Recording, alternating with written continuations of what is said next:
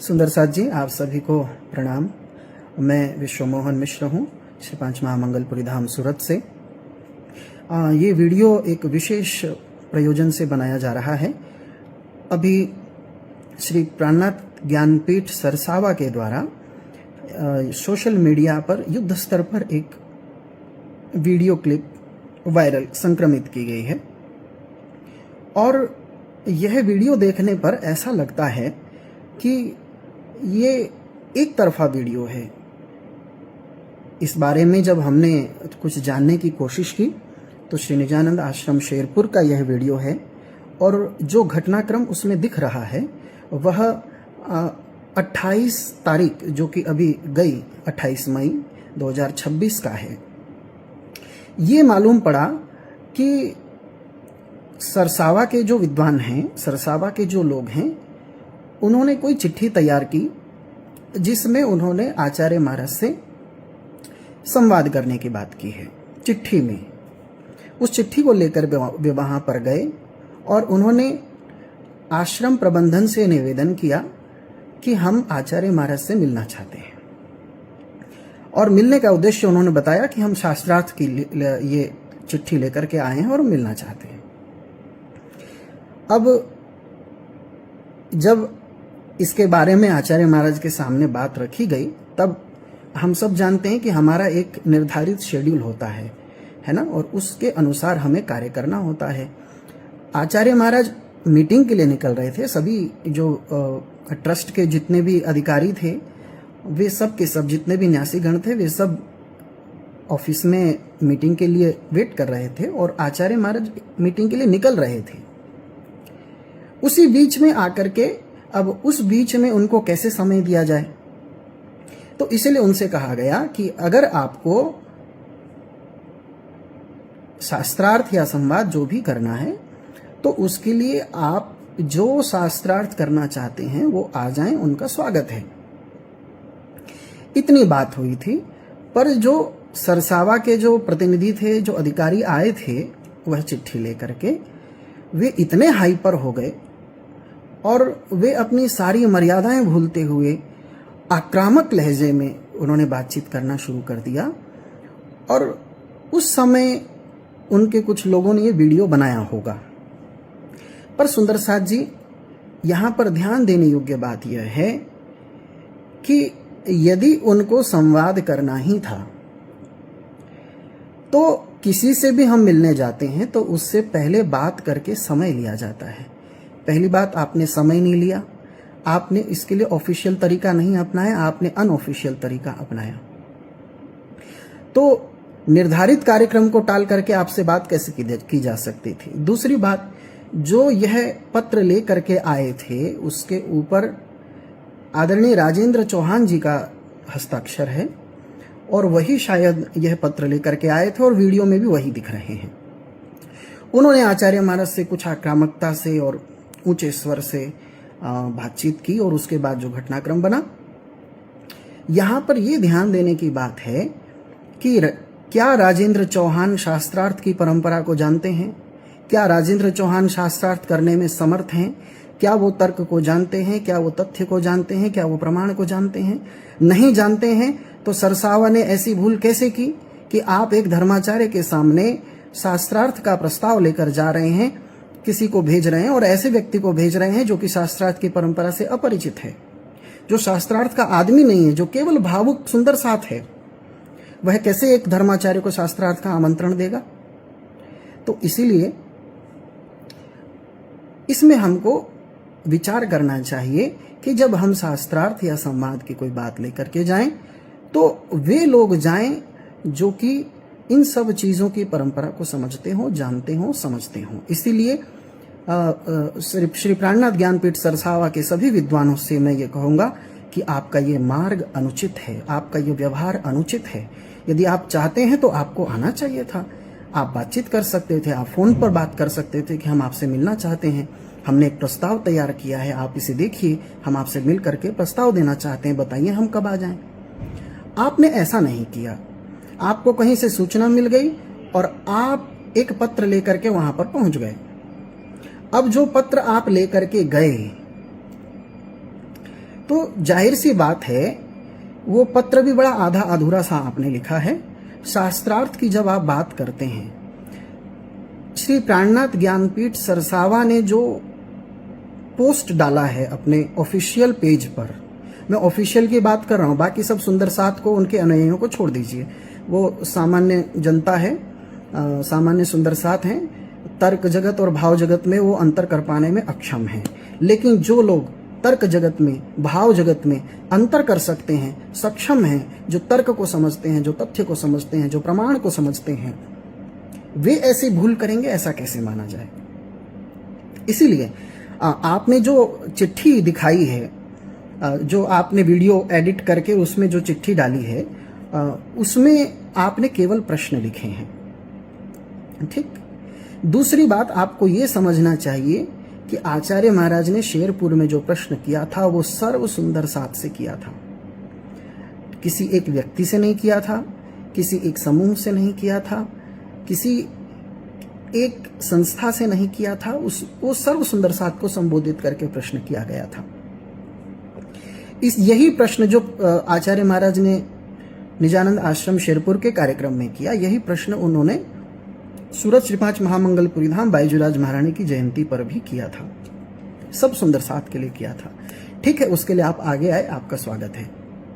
लेकिन अब आप यहां पर ये देखिए, जब आप शास्त्रार्थ की बात करते हैं तब आपको ये जानना चाहिए कि हमारे समाज में विद यू, आपको मिला करके, क्योंकि आप भी हमारा हिस्सा हैं, ये बात अलग है कि आप अलग अलग होना चाहते हैं, अलग रहना चाहते हैं, तो ये आपकी खुशी है। लेकिन मैं ये कह रहा हूं कि आपको मिला करके हमारे और आपके बीच में जो विवाद है वो श्री जी साहब जी शब्द को लेकर नहीं है। आपत्ति जो है वो श्री जी साहब शब्द को लेकर नहीं है।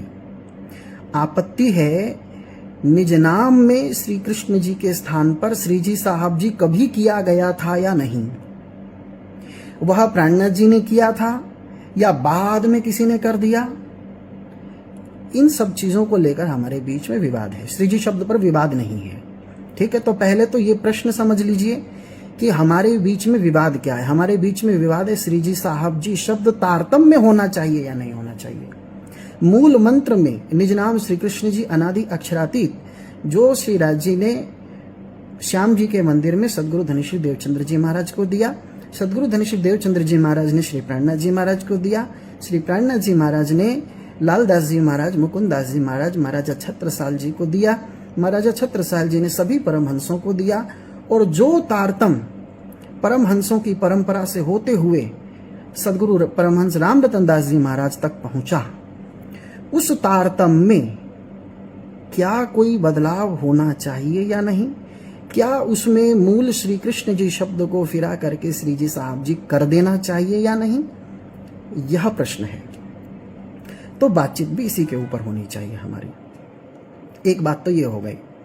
दूसरी बात, आपने जो पत्र लिखा है उसमें आपने यह नहीं बताया है कि शास्त्रार्थ कौन करेंगे, आपका प्रतिनिधि कौन होगा, और जो आपका प्रतिनिधि होगा क्या आपका पूरा का पूरा आहूजा ग्रुप उसकी बात को मानने को राजी है। यदि हमारे बीच में कोई सुलह होती है, यदि हमारे बीच में कोई समझौता होता है, तो क्या उस प्रतिनिधि के कहने पर पूरा आहूजा ग्रुप उस बात को मान लेगा? आपको ये प्रमाणित करना पड़ेगा। दूसरी बात, जो पत्र आपने लिखा है उसमें आपने लिखा है संवाद शब्द लिखा है, और सरसावा की वीडियो में जो उनका ऑफिशियल चैनल है, फेसबुक पेज है, उसमें जो उन्होंने पोस्ट कैप्शन लिखा है उसमें उन्होंने लिखा है शास्त्रार्थ की चुनौती। तो आपको तय करना पड़ेगा, जब आप शास्त्रार्थ की चुनौती दे रहे हैं तो आपको शब्द शब्द में अंतर पता होना चाहिए। शास्त्रार्थ शब्द बिल्कुल अलग है, संवाद शब्द बिल्कुल अलग है। तो आप जब कुछ करते हैं तो अपने घर में बैठते हैं कि नहीं बैठते हैं? तो बैठिए आपस में कि आपको क्या करना है, क्या लिखना है, अपने बड़ों से पूछ लीजिए, गुरुजनों से पूछ लीजिए। आप पत्र में लिख रहे हैं संवाद, आप फोटो कैप्शन में लिख रहे हैं शास्त्रार्थ की चुनौती। तो शास्त्रार्थ की चुनौती दो संप्रदायों की, शास्त्रार्थ जो होता है वो दो संप्रदायों के बीच में होता है। या तो आप ये सिद्ध करिए कि आप एक अलग संप्रदाय हैं और उस संप्रदाय के आप आचार्य हैं, तो आपका शास्त्रार्थ हमसे हो सकता है, तो आपका स्वागत है। तो इसीलिए ये आधा अधूरा पत्र है। दूसरा, आपने इसमें 2 स्थानों का जिक्र किया है कि या तो निजानंद आश्रम शेरपुर में हो या तो श्री 5 पद्मावतीपुरी धाम पन्ना जी में हो। तो आपको ये बताना पड़ेगा क्या इन दोनों संस्थाओं से आपकी बात हुई है। आपको पत्र में ये स्पष्ट करना चाहिए था कि ये दोनों संस्थाएं इस संवाद के लिए मेजबानी करने को राजी है कि नहीं, क्या उनका आधिकारिक स्वीकृति पत्र आपके पास है। तो आपने कोई बात नहीं की, आपने केवल उसमें कुछ प्रश्न लिख दिए और कुछ बातें रख दी। अरे, तो आप ऐसा ना करें। दूसरी बात, ये जो वहां पर घटनाक्रम बना, श्री निजानंद आश्रम शेरपुर में जो घटनाक्रम बना, इन सब चीजों से पता चलता है एक कि जिनको संवाद करना था वे नहीं आए, उन्होंने अपने सचिव को भेज दिया। सचिव कौन थे? जो शास्त्रार्थ की परंपरा को नहीं जानते, जो न तर्क समझते हैं, न तथ्य समझते हैं, न प्रमाण समझते हैं, केवल उनके पास भाव है। और हम सब जानते हैं, और श्री प्राणनाथ ज्ञानपीठ सरसावा को भी ये जानकारी होनी चाहिए, नहीं है तो उन्हें जुटानी चाहिए कि शास्त्रार्थ भावुकता का विषय नहीं है, शास्त्रार्थ तर्क का विषय है। दूसरी बात, हमने आपसे ये कभी नहीं कहा, किसी वीडियो में नहीं कहा कि आप शास्त्रार्थ कर लीजिए हमसे। हमने आपसे कहा है कि आप आइए, आप संवाद करिए, कोई बीच का मार्ग निकालिए, या तो आप इस मूल परंपरा में शामिल हो जाइए। तो हम तो आपको अपने से मिलाने की कोशिश कर रहे हैं। हम तो चाहते हैं कि आप सब हमसे मिल जाएं, पर आप चाहते हैं कि नहीं, हम अलग रहेंगे। मैं बड़े दुख के साथ मुझे कहना पड़ रहा है कि जो लोग हमें शास्त्रार्थ के लिए चैलेंज कर रहे हैं, उनकी बातें उनकी अपनी ही बातों से कट जाती है। मुझे कहना नहीं चाहिए, पर फिर भी मैं कह रहा हूं कि आदरणीय राजन स्वामी जी के तारतम महामंत्र को लेकर के 3 बयान हैं जो कि परस्पर विरोधी प्रकृति के हैं। वे तीनों बयान आपस में ही एक दूसरे को काट रहे हैं, आपस में ही एक दूसरे से क्लैश कर रहे हैं। जैसे एक जगह पर उन्होंने कहा है कि दोनों ही तारतम सही है, निज नाम श्री कृष्ण जी भी ठीक है, निज नाम श्री जी साहब जी भी ठीक है। और इसके इस अपनी इस धारणा को पुष्ट करने के लिए वो जो प्रमाण देते हैं, वो कहते हैं कि तारतम देख विचारे पी लियाए बेर दोए। और इस 2 बेर तारतम ले आने का अर्थ वो कर रहे हैं कि 2 बार तारतम महामंत्र आए। एक बार तो सदगुरु धनश्री देवचंद्र जी को राजी महाराज ने दर्शन दिया श्याम जी के मंदिर में, तब दूसरा कहाँ आया वो उन्हीं को पता है। फिर एक जगह पर वो कह रहे हैं कि नहीं, एक वीडियो उनका हमने देखा, उसमें वो कह रहे हैं कि नहीं, श्याम जी के मंदिर में राजी महाराज ने देवचंद्र जी महाराज को कोई तारतम नहीं दिया, कोई मंत्र नहीं दिया था। केवल हरिद्वार में आचार्य लोग बैठे थे, उनको समझाने के लिए प्राणनाथ जी ने ऐसे ही कह दिया, मंत्र है तारतम सोए। तो आपकी पहली बात कट गई। जहां पर आपने कहा था कि निज नाम श्री जी साहब जी भी ठीक है, निज नाम श्री कृष्ण जी भी ठीक है, आपके इस तर्क से आपका पहले वाला तर्क कट गया। तो जब आपकी ही बातों से आपकी बातें कट रही हैं, तो इसका अर्थ है कि आपके पास वैचारिक अनुशासन नाम की चीज नहीं है। और जब आपके पास वैचारिक अनुशासन नाम की चीज नहीं है, तो आपको दूसरी व्यवस्था स्वीकार करनी पड़ेगी। पर यहां पर तो मामला बिल्कुल उल्टा है। आपके पास अपने पास कोई वैचारिक अनुशासन नहीं है, और दूसरी जो व्यवस्थाएं हैं, जो संप्रदाय का एक सांचा ढांचा है, एक व्यवस्था है, एक हमारे परमहंस गुरुजनों द्वारा खड़ी की गई व्यवस्था है, उसको मानने के लिए आप राजी नहीं हैं। तो इसीलिए आपके पास तर्क की कितनी समझ है, तथ्य की कितनी समझ है, प्रमाण की कितनी समझ है, इसके ऊपर सवाल उठ रहे हैं। आपके ही ऑफिशियल यूट्यूब चैनल पर एक आपके जो संस्थान के जो आपके प्रतिनिधि थे, वो अपने एक पॉडकास्ट में ये बात कह रहे हैं, एक तर्क दे रहे हैं। वो कह रहे हैं कि देवचंद्र जी महाराज ने 14 वर्ष तक भागवत की कथा सुनी, फिर क्यों नहीं सुनी। अरे आप ये क्या कर रहे हैं?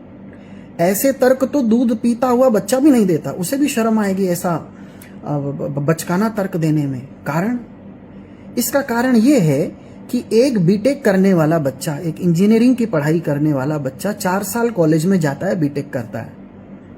ठीक 4 साल के बाद उसकी पढ़ाई पूरी हो जाती है, फिर वो कॉलेज में नहीं जाता है। लेकिन वो जीवन भर करता क्या है? जो उसने कॉलेज में सीखा वही तो जीवन भर अप्लाई करता है ना। हम कमाई करते हैं, हम नौकरी करते हैं, हम उससे धन अर्जित करते हैं और फिर एक समय आता है जब हम उसका उपभोग करते हैं। आप कह रहे हैं 14 साल तक कथा सुनी फिर नहीं सुनी। अरे भाई, 14 साल तक जो उन्होंने संपत्ति अर्जित की उसी को तो वो सारा जीवन वितरित करते रहे ना। और आप देखिए, किरंतन ग्रंथ में एक बड़ी अच्छी चौपाई प्राणनाथ जी महाराज ने कही। ये उन सज्जन के लिए मैं कह रहा हूं जो मेरे साथी हैं। उन्होंने ये कहा है कि 14 साल उन्होंने कथा सुनी फिर क्यों नहीं सुनी। अरे प्राणनाथ जी महाराज किरंतन ग्रंथ में क्या कह रहे हैं? सबद सुनाए सुख व्यास के, मोहे खिन में कियो उजास। जब प्राणनाथ जी महाराज सदगुरु धनी श्री देवचंद्र जी महाराज से मिले थे, तब वो जिन 14 साल की आप बातें कर रहे हैं वो 14 साल निकल गए थे। इसलिए जब प्राणनाथ जी महाराज आए तो प्राणनाथ जी महाराज की जागनी कैसे हुई? उनके हृदय में परम धाम का प्रकाश कैसे हुआ? अब उजास शब्द का अर्थ तो हम यही मानेंगे कि यह परम धाम का प्रकाश है। तो सबद सुनाए सुख व्यास के, मोहे खिन में कियो उजास, ऐसा प्राणनाथ जी महाराज किरंतन में कह रहे हैं कि सदगुरु महाराज ने मुझे सुख और व्यास के वचन सुना करके, वेद व्यास जी महाराज के और सुखदेव जी के वचन सुना करके, अब वो वचन क्या है? भागवत है। तो भागवत के वचन सुना करके मुझे प्रकाशित किया। और आप ऐसा नहीं मानिए, यह परंपरा श्रीमद् भागवत से जागृत करने की परंपरा महाराजा छत्रसाल तक पहुंचती है। आप बीतक में जब पढ़ेंगे तो बीतक में आप छत्रसाल जी महाराज का मेल मिलाप वाला प्रसंग पढ़ लीजिएगा। आप जब प्राणनाथ जी महाराज लालदास जी को महाराजा छत्रसाल जी के पास भेजते हैं तो लालदास जी महाराज भी भागवत का सहारा लेते हैं महाराजा छत्रसाल जी की जागृति के लिए। और आप कह रहे हैं 14 साल उन्होंने भागवत से नहीं फिर नहीं सुनी। अरे भाई, एक लड़का बीटेक करता है, इंजीनियरिंग करता है, कॉलेज जाता है, डिग्री मिल जाती है, फिर नहीं जाता, लेकिन जीवन भर वो क्या करता है? जो वहां से सीखा वही तो उसी का तो इम्प्लीमेंटेशन होता है कि नहीं होता है। तो इस तरह के आप तर्क दे रहे हैं, इतने बचकाने तर्क आप दे रहे हैं और फिर आप ऊपर से हमें कह रहे हैं शास्त्रार्थ कर लीजिए। तो आपकी तर्क, तथ्य और प्रमाण संबंधी समझ सवालों के घेरे में है। आपको तर्क की कितनी समझ है? आपने तर्क दे दिया, पर आपके तर्क देने से कुछ नहीं होता। वो तर्क वैध है कि नहीं है? तर्क में भी तर्क है, अतर्क है, वितर्क है, कुतर्क है ना? तो ये सब देखना पड़ता है। तर्क की वैधता और अवैधता की जांच करनी पड़ती है। आप इस तरह के तर्क दे रहे हैं। पूज्य राजन स्वामी जी जो तर्क दे रहे हैं, उनकी बातें अपनी ही बातों से कटती हैं। मैंने एक जो उन्होंने तर्क दिया था जिसमें उन्होंने कहा था कि दिल्ली के प्रसंग में सनंद ग्रंथ के अवतरण के समय प्राणनाथ जी ने बदल दिया था, मैंने उसका खंडन किया। मैंने उसके लिए लेख भी लिखा है और मैंने वीडियो बना करके भी उसका खंडन किया है। तो ऐसे तर्क आप दे रहे हैं और मेरे पास ये सोचने का कोई कारण नहीं है कि आपको तर्क की समझ नहीं है। मुझे ऐसा लग रहा है कि पूज्य स्वामी जी भी ये बात समझ रहे होंगे, हमारे ज्ञानपीठ के साथी भी ये बात समझते हैं कि ये तर्क निराधार हैं, ये तर्क बचकाने हैं, पर फिर भी आप ये तर्क दे रहे हैं। क्यों? क्योंकि सुंदर साथ भावुक है। सुंदर साथ इतना तार्किक नहीं है। सुंदर साथ न्याय नहीं पढ़ा है, दर्शन नहीं पढ़ा है। सुंदर साथ की आस्था केवल वाणी पर है और आप वाणी के अलग अलग अर्थ करके उसमें बट लेकिन किंतु परंतु लगा करके आप इन चीजों को कर रहे हैं। पर मैं आपसे फिर कह दूं कि आपको हमने कभी भी न परम पूज्य आचार्य महाराज श्री ने न आद्य जागनी पीठ श्री 5 महामंगलपुरी धाम ने कभी शास्त्रार्थ के लिए कहा है। हमने आपसे कहा है कि संवाद करिए। लेकिन जब निजानंद आश्रम शेरपुर में 28 तारीख को आपने जब आमंत्रण भेजा संवाद का, तो आपने कैसे भेजा? मैं ये निवेदन करूंगा प्राणनाथ ज्ञानपीठ सरसावा से कि आप एक संस्थान के रूप में कार्य कर रहे हैं, तो आपको काम करने के ऑफिशियल तरीके जानने पड़ेंगे, समझने पड़ेंगे। इसका ऑफिशियल तरीका ये नहीं था, ये आपका तरीका गलत था। और यदि आपने ये किया है तो मैं ये भी मानता हूं कि ऐसा बिल्कुल नहीं है कि आप ये नहीं समझते होंगे कि किसी से संवाद करने का ऑफिशियल तरीका, एक सही तरीका, सही रास्ता क्या है। लेकिन फिर भी आपने ऐसे लोगों को यह प्रस्ताव देकर के भेजा जो संवाद करने में सक्षम नहीं हैं, जो तर्क और तथ्य प्रमाण की परंपरा से नहीं आते हैं, वे संवाद नहीं कर सकते हैं। आपने ऐसे लोगों को अपना प्रतिनिधि बना करके भेजा, जबकि आप एक संस्थान के प्रमुख के नाते परम पूज्य आचार्य महाराज श्री से बात करते, आप उनसे कहते कि हम संवाद के लिए तैयार हैं, हम संवाद करना चाहते हैं, हम इस मामले को सुलझाना चाहते हैं, हम चाहते हैं कि हमारे बीच में कोई सुलह हो, हमारे बीच के मनभेद और मतभेद मिटें। और आप उनसे समय लेते कि हम आपसे कब मिल सकते हैं, हम आपसे शुरुआती बात करना चाहते हैं। आपने ऐसा नहीं किया।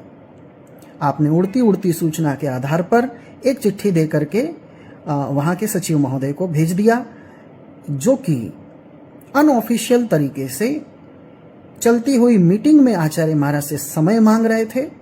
और जब समय देना संभव नहीं हो सका उस समय, तब आपने आक्रामकता का व्यवहार किया, आपने अनुचित व्यवहार किया।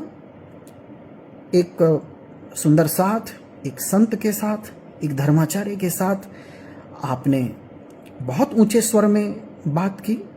और जाहिर है कि धर्माचार्य भी आखिर इंसान तो इंसान ही है, क्रिया की प्रतिक्रिया होना स्वाभाविक है।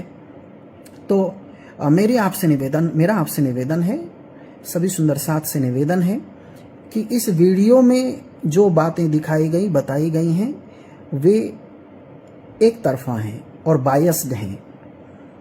वो पूरा घटनाक्रम उसमें नहीं दिखाया गया, केवल एक छोटी सी बात दिखाई गई जहां पर परम पूज्य आचार्य महाराज श्री, और आप उसमें ये भी देख सकते हैं कि परम पूज्य आचार्य महाराज श्री जा रहे हैं और पीछे से जो सचिव हैं वो उन्हें चिल्ला करके प्रोवोक करने की कोशिश कर रहे हैं।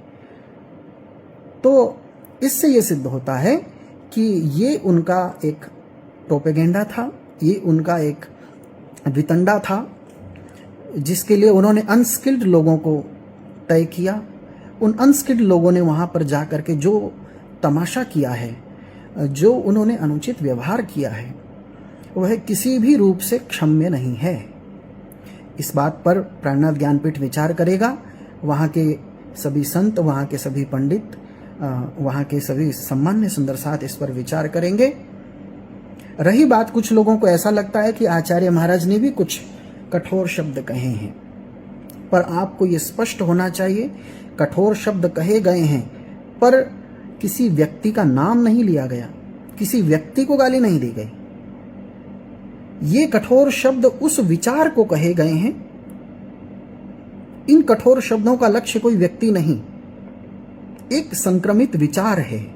वो विचार यह है कि जो हमारे तीनों पुरी धाम परमहंसों द्वारा, हमारे धामधनी द्वारा, हमारे श्रीजी साहब द्वारा, हमारे श्रीजी महाराज ने जो एक परंपरा चलाई, उस परंपरा से टूट करके जो चीज चली है, जो एक विचार संक्रमित हुआ है, उस विचार को ये कठोर शब्द हैं। किसी व्यक्ति का नाम आप किसी वीडियो में नहीं दिखा सकते कि आचार्य महाराज ने किसी व्यक्ति का नाम लिया हो। उस विचार का तो हम सबको खंडन करना चाहिए। हम सभी सुंदर साथ उस विचार को कंडेम करते हैं कि ऐसा कोई भी विचार हमें स्वीकार नहीं है जो हमारे गुरुजनों की परंपरा को आहत करता हुआ हमारे संप्रदाय में घुसे। जो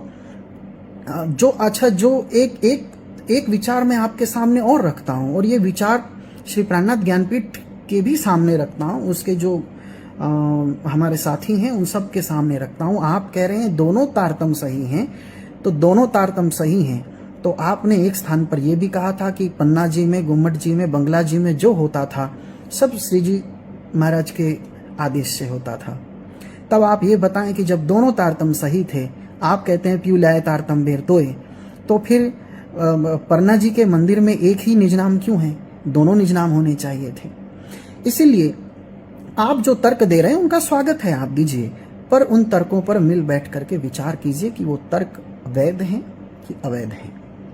और जब आप संवाद की कोशिश करें हमारे साथ, परम पूज्य आचार्य महाराज श्री के साथ जब आप संवाद की कोशिश करें तो आप या तो हिम्मत करिए कि चिट्ठी में लिखिए शास्त्रार्थ शब्द, और जब आप शास्त्रार्थ शब्द लिखेंगे ऑफिशियल आधिकारिक पत्र में, जब आप शास्त्रार्थ शब्द का इस्तेमाल करेंगे तो आपको ये स्पष्ट करना होगा कि आपका संप्रदाय श्री कृष्ण प्रणामी धर्म निजानंद संप्रदाय से अलग है और आप उसके आचार्य हैं।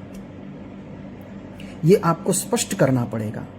लेकिन आपने पत्र में शास्त्रार्थ शब्द का प्रयोग नहीं किया, संवाद शब्द का प्रयोग किया है। लेकिन जो पोस्ट आपने लिखी है उसके कैप्शन में आपने लिखा है शास्त्रार्थ की चुनौती। तो मेरा आपसे निवेदन है कि जब भी आप संवाद करना चाहें आपका स्वागत है, पर आप उसके लिए ऑफिशियल तरीका, उसके लिए लोगों का जब आप चयन करें तो वो सही चयन करें। जिनको शास्त्रार्थ करना है या जिनको संवाद करना है वे स्वयं आएं, वे स्वयं बात करें तो हमें ज़्यादा प्रसन्नता होगी, बजाय इसके कि आप अनस्किल्ड लोगों को इसके लिए हमारे पास भेज दें, या आप एक दुष्प्रचार करने के लिए, हमें प्रवोक करने की कोशिश करने के लिए कि हम प्रवोक हो जाएं और कुछ झगड़ा टंटा हो जाए और फिर उसकी वीडियो बना करके आप चला सकें। इससे कोई भी लाभ नहीं होने वाला है। बाकी मैंने आपसे कहा संवाद के लिए जब भी आप आएंगे आप ऑफिशियल तरीका अपनाइए। जो लोग सक्षम हैं, जो समर्थ हैं, जो इसके लिए स्किल्ड हैं, जिनके पास नॉलेज है, उन लोगों को आप हमारे पास भेजें। आपका सदा स्वागत है। सभी सुंदर साथ से भी मैं निवेदन करूंगा कि वे इन भ्रामक प्रचारों में, इन दुष्प्रचारों में, इन प्रोपेगेटेड वीडियो में, इन एडिटेड वीडियो में भ्रमित न हों। ये तो माया की चाल है। हमारे साथ हमारी पूरी परंपरा है, हमारे साथ हमारे धामधनी हैं, हमारे साथ हमारी बाईजुराज महारानी हैं, हमारे साथ तीनों धाम हैं, हमारे साथ हमारे सभी परमहंसों का आशीर्वाद है, हमारे साथ हमारे संत गुरुजनों का भी आशीर्वाद है, हमारे साथ सुंदर साथ का प्रेम है और हम कमजोर नहीं हैं। हमारा पक्ष कमजोर नहीं है। सबसे बड़ी बात यही है। जो लोग ये प्रश्न कर रहे हैं कि परमधाम में कृष्ण हैं कि नहीं, उनके लिए एक ही उत्तर है कि अगर परमधाम में कृष्ण नहीं होते तो तारतम में भी कृष्ण नहीं होते। और आप अपनी एक वीडियो में ये मान चुके हैं कि दोनों सही हैं, तो दोनों सही हैं तो कृष्ण भी सही हैं। तो इसीलिए सही गलत का निर्णय करना इतना आसान नहीं होता। आपने 2 मिनट की एडिटेड वीडियो डाल करके सुंदर साथ को भ्रमित करने का प्रयास किया है। हमारा सभी सुंदर साथ से निवेदन है कि वे इस प्रोपेगेटेड वीडियो, एडिटेड वीडियो से भ्रमित नहीं होंगे। राज्य पर, अपने धामधनी पर, श्री जी महाराज पर, अपनी पुरियों पर, अपनी परंपरा पर, अपने परमहंसों पर, अपने संत गुरुजनों के ऊपर आपका दृढ़ विश्वास, दृढ़ आस्था, दृढ़ श्रद्धा ही हमारा संबल है। आप सभी को मैं पुनः प्रणाम करते हुए आप सबके शुभ की, आप सबके मंगल की कामना करता हूँ। आप सभी को पुनः प्रणाम।